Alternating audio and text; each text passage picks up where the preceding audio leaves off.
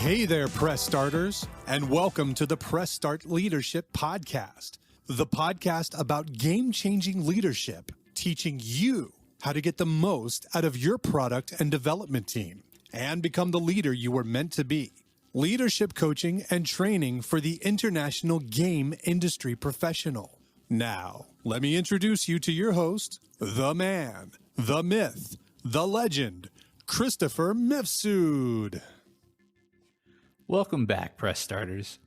This week, we're talking about a couple different topics. First up, positivity. That's right. Those that know me know I love to be positive.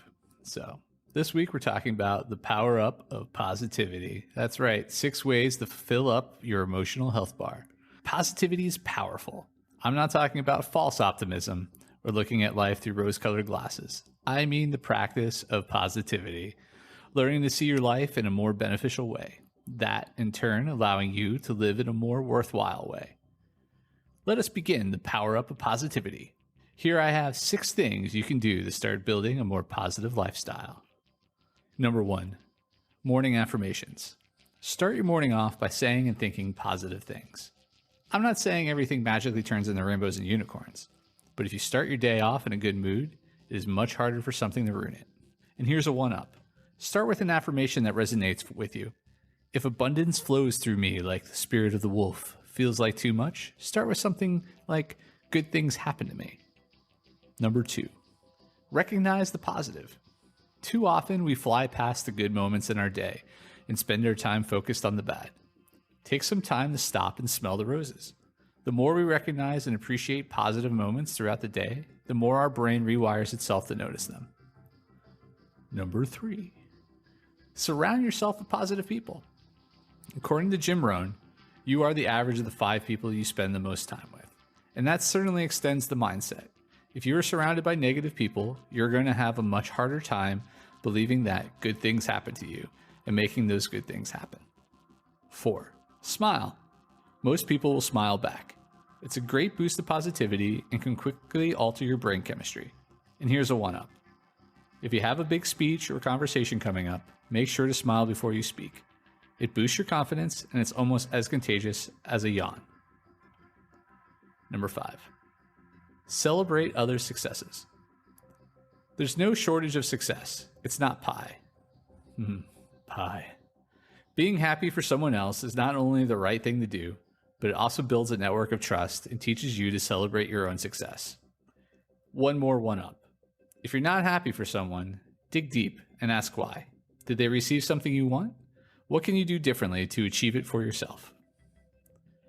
And number 6, evening meditation. Spend time at the end of your day recounting the positive. What are the good things that happened that day? What are you grateful for? I like to end my day by meditating on all the things in my life I'm thankful for. That way, I'm starting and ending my day with positivity. If you're new to the journey of positivity, be gentle with yourself. It can be daunting, especially if you're used to seeing things in a negative light.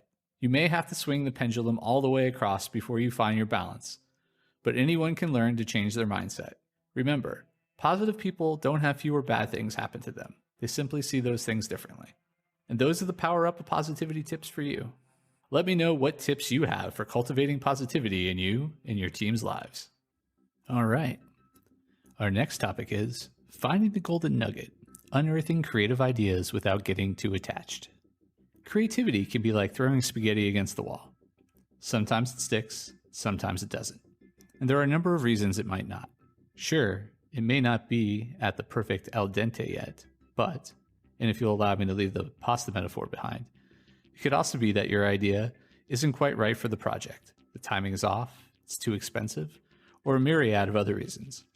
What do you do with a really good idea that doesn't fit? It hurts to leave an idea behind, especially if you know it's a good one. Don't discard the whole project.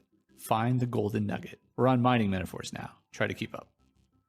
A lot of times, you don't need to, or don't want to, hold on to the whole idea. So you sift through the original idea to find the singular piece that stands out amongst the rest. You do this by filtering the idea just like a miner would. Break everything apart into tiny pieces and examine them closely so you can figure out what's gold and what's just a bit of stone. Is your golden nugget the theme?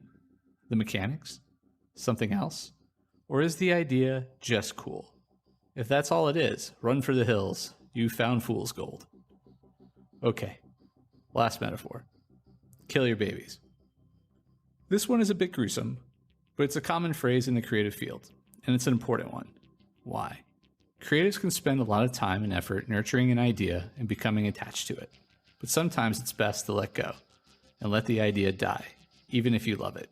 Not all battles are worth fighting, and it can tank a project if you've latched onto an idea that needs to go.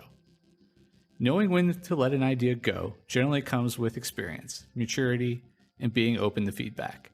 If you absolutely can't let go of an idea and it's not right for the project at hand, listen to your gut and save it for later. Create a graveyard of good ideas. Okay, I promise, that's really the last one.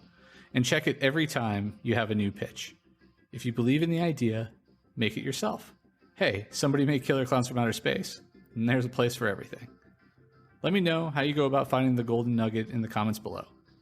What is your experience in unearthing creative ideas without getting too attached? All right, and now the last subject of our podcast this week. Embracing the selfish Buddha. You can't give what you don't have. 4 ways to be good to yourself so you can be good to others. Unless you're a narcissist, you probably believe it's good to give. And it is. The problem is, there's a stigma to being selfish in this world, and that can become a real catch-22. So how do you navigate taking care of yourself and taking care of others? Well, here's the 4 tips that will help you find balance. 1. Destigmatize the word selfish. The word selfish has become the new S word. One of the last ways we want to be described is selfish. So we spend a lot of time giving away our time, our money, and even our happiness to be considered a good person. But you can't give what you don't have. So if you've given everything away, you'll have nothing left to give. That is why it's important to put yourself first sometimes. Otherwise, you'll never be able to put others first. 2. Take care of yourself first. Next, take the time to recharge. Enrich, nourish, and nurture yourself. I see a lot of people give and give and give, and then they burn out and aren't able to give anything at all. It's important to take care of you. This can be a very controversial idea, but if you get your ducks in a row before you start giving, you can give continuously and give more. 3. Wait to give so you can give more. Some of the most generous people in the world are the richest. Bill Gates and Warren Buffett alone have given over $48 billion to charity over the course of their lifetimes. And I'm sure they weren't focused on giving while they were building their businesses. They were only able to be selfless after being selfish for a little while first. Just think what you would be able to give if you took the time to take care of your finances, your health, your heart, and your mind. It may not be $48 billion, but I could bet it would be a hell of a lot. 4. Become a selfish Buddha. Buddha said that to reach enlightenment, you have to give everything away. Well, this idea has merit. It also feels outdated, untrue, and inaccessible to most people. We live in a world where materialism is woven into the culture of our lives, and while it can't provide all of our happiness, it is naive to think it can't bring us joy. The key to everything in life is finding balance. So, be a selfish Buddha and do a little giving and a little taking. Let me know how you go about being good to yourself in the comments below. What is your experience of giving while still nourishing your needs? All right, and that's this week's episode of Press Start Leadership Podcast. Thanks for joining us this week and being a press starter. Let me know what you think in the comments. And remember, stay awesome. If you haven't downloaded my free ebook, 5 Heroic Leadership Skills, click on the link in the description. Tune in next week for your next episode of Press Start Leadership Podcast. Thank you.